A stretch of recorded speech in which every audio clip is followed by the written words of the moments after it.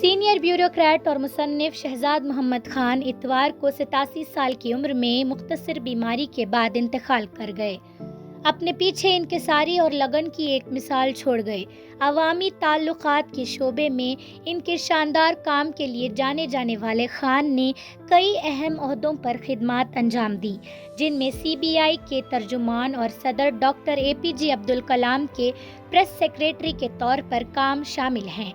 انہوں نے ڈاکٹر کلام کے بارے میں ایک یادداشت عوامی صدر لکھی ہے، جس میں صدر کی زندگی کے ایسے پہلو کو اجاگر کیا جو پہلے کبھی نہیں بیان ہوئے تھے۔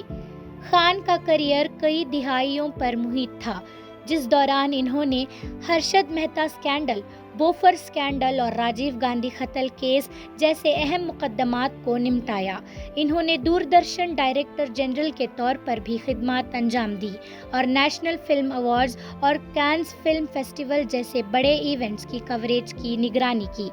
ثقافتی ہم آہنگی کے حامی، وہ انڈیا اسلامک کلچرل سینٹر کے نائب صدر منتخب ہوئے اور علی گڑھ مسلم یونیورسٹی کے ساتھ گہرا تعلق رکھتے تھے۔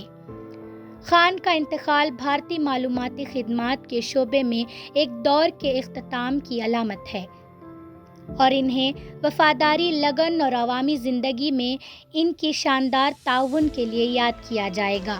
ان کی آخری رسومات ان کے آبائی شہر خرجہ، ضلع اتر پردیش میں ادا کی گئی۔